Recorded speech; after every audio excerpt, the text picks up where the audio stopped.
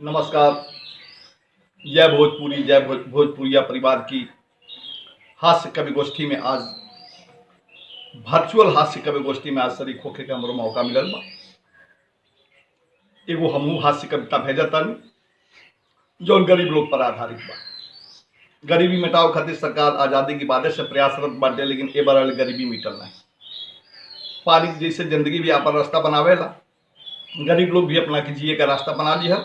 यही पर हमारा रचना बा कि उ लोग अपन रास्ता, उ लोग के कितना कितना कौन कौन रास्ता मिलल बाटे और उ लोग कौन ना खुश बाटे। सत्याग्रह के पूछ न पूछू अब तक झूठ के रेला बा, अहंकार हुंकार के रैली बस सत्ता के खेला बा। रहे देश या बंधक पढ़िए अपनी मूछ पे पानी बा, रहे देश या बंधक पढ़िए अपनी मूछ पे पानी बा। सही कहीं ये गांधी बाबा हमनी के अब चानी बा, सही कहीं ये गांधी बाबा हमनी के अब चानी बा।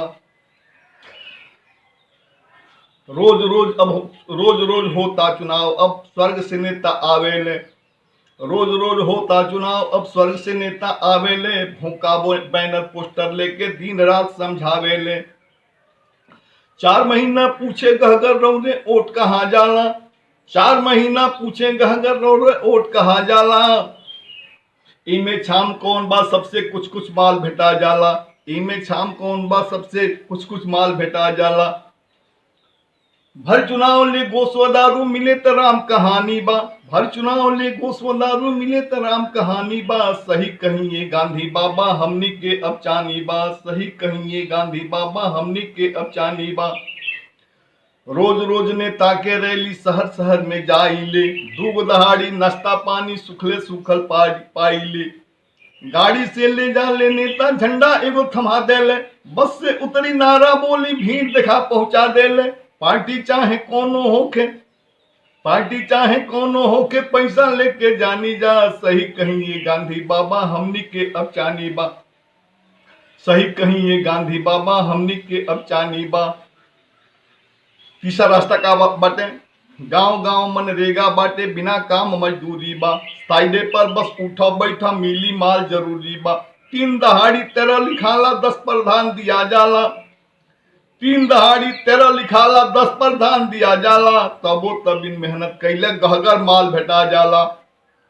बिना काम के दाम जो मिले फिर कहवा परेशानी बा, बिना काम के दाम जो मिले फिर कहवा परेशानी बा। सही कहीं ये गांधी बाबा हमनी के अब चानी बा। एक बाद का वो लोग बनौले बा रास्ता, अब स्कूल में पढ़े के नइखे होत पढ़ाई, अब स्कूल में पढ़े के नइखे होत पढ़ाई। कपड़ा लत्ता मिलते बाटे होता खूब खवाई।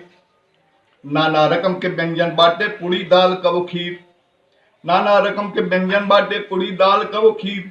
सही कहीं ये गांधी बाबा बदल गए तकदीर। शिक्षा छाड़ मुफ्त में सब कुछ, शिक्षा छाड़ मुफ्त में सब कुछ कपड़ा भोजन पानी बा। सही कहीं ये गांधी बाबा हमनी के अब चानी बा। आगे, मुफ्ते में आवास मिलता बेकत बेकत के पेंशन बा। मिलेला कोटा 35 किलो खर्ची के ना टेंशन बा। हाथ गोड़ में तेल माख के दुआरे रोज पटाई ले, इतना मिला तो कमी न कुछ कामों पर ना जाई ले। सुख देख के जरे जो बड़कू हमरा का परेशानी बा, सुख देख के जरे जो बड़कू हमरा का परेशानी बा। सही कहीं ये गांधी बाबा हमनी के अब चानी बा। अगला लोग के का बा, गांधी जी अब गंजन खत्म खूब विकास होता चारू, खूब सुंदर विकास हो रहा बा। गांधी जी अब गंजन खत्म खूब विकास होता चारू, पिए खातिर राम राजबा गली गली मिले दारू।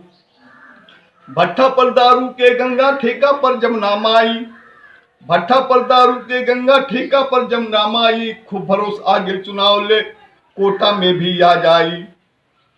दलित के दारू भाग बनल बा, दलित के दारू भाग बनल बा। आगे कहल नदानी बा। सही कहीं ये गांधी बाबा हमनी के अब चानी बा। अंतिम, महात्मा गांधी के भी लोग कहता लोग रोड़ा झूठे चली गई नहीं, रो रहती है जाओ वो से आ जाई ना।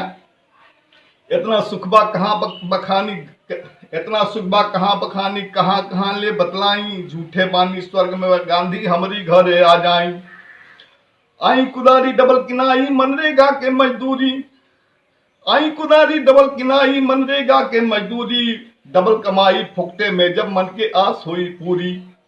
बाबा के कहवा जूरी दारू, बाबा के कहवा जूरी दारू, उनका बहुत हरानी बा।